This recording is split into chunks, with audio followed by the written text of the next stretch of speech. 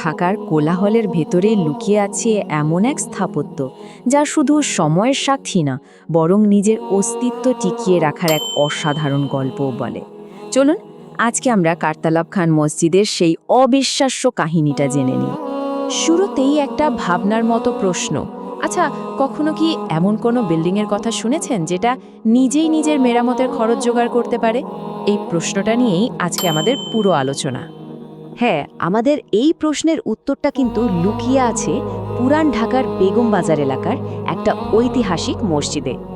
আর এটাই হলো কারতালাব খান মসজিদ, মুঘল আমলের এক দারুণ সৃষ্টি। দেখুন, এটা কিন্তু শুধু একটা উপাসনালয় না, এটা আসলে ঢাকার প্রাচীন ইসলামিক আর্কিটেকচারের একটা জীবন্ত দলিল।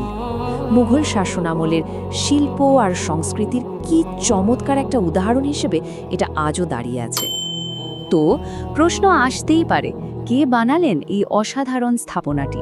চলুন পরিচিত হওয়া যাক সেই দূরদর্শী মানুষটার সাথে।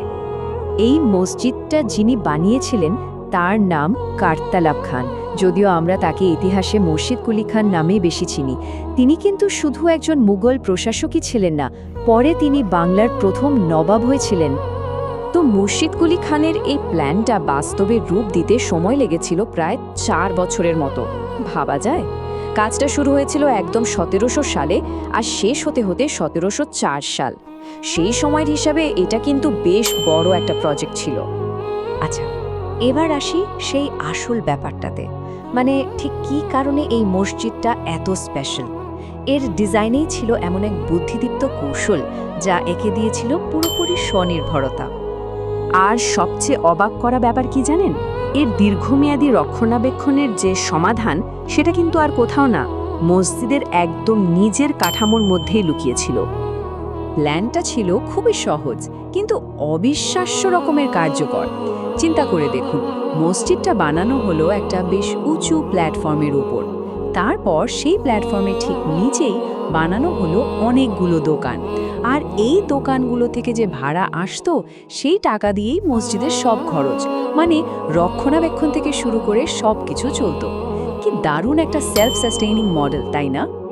একবার ভাবুন তো, আজ থেকে 300 বছরেরও বেশি আগে এমন একটা সেলফ ফান্ডিং মডেলের কথা ভাবাটা কতটা যুগান্তরকারী একটা ব্যাপার ছিল।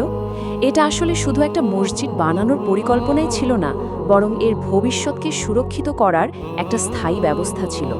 নির্মাতার দূরদর্শী চিন্তার কি অসাধারণ একটা প্রমাণ। তো এই অর্থনৈতিক দিকটা তো গেল, কিন্তু এর স্থাপত্যশৈলী সেটাও কিন্তু অসাধারণ ছিল। চলুন এবার মসজিদের ডিজাইনের দিকটা একটু দেখি, যা দেখলেই বোঝা যায় এটা একেবারে খাঁটি মুঘল আমলের কাজ। মসজিদটার দিকে তাকালেই সবার আগে যেটা চোখে পড়বে তা হলো এর মাথার উপরে 3টি সুন্দর গম্বুজ। এই গম্বুজগুলোই কিন্তু মুঘল স্থাপত্যের একটা সিগনেচার স্টাইল। দূর থেকে দেখলেই একটা রাজকীয় ভাব চোখে পড়ে। পুরো মসজিদটা বানানোর স্টাইল আর জিনিসপত্র সব কিছুতে মুঘল ছাপ স্পষ্ট। উঁচু একটা প্ল্যাটফর্মের উপর বানানো হয়েছে, আর সেই সময়কার ঐতিহ্যবাহী ইট আর চুন সুরকির গাঁথুনি ব্যবহার করা হয়েছে, যা এটাকে এতগুলো বছর ধরে টিকিয়ে রেখেছে। তো এতগুলো বছর পেরিয়ে গেছে, কিন্তু এই মসজিদের গুরুত্ব একটুও কমেনি। চলুন দেখি কিভাবে এটা এখনও একটা সংরক্ষিত ঐতিহ্য হিসাবে টিকে আছে। দেখুন, কারতালাব খান মসজিদের গুরুত্ব আসলে কয়েকটা দিকে। প্রথমত এর ঐতিহাসিক তাৎপর্য, দ্বিতীয়ত এর ধর্মীয় গুরুত্ব তো আছেই, আর তৃতীয়ত এর যে অসাধারণ আর্কিটেকচারাল ভ্যালু। এই সব কিছু মিলেই কিন্তু এটা ঢাকার অন্যতম সেরা একটা প্রাচীন নিদর্শন।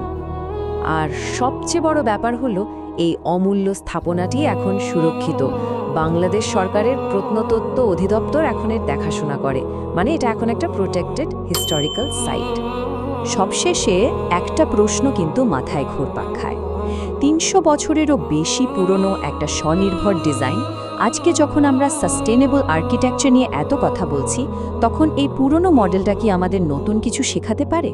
এটা কিন্তু শুধু একটা ইতিহাস না, ভবিষ্যতের জন্য একটা দারুণ অনুপ্রেরণা হতে পারে।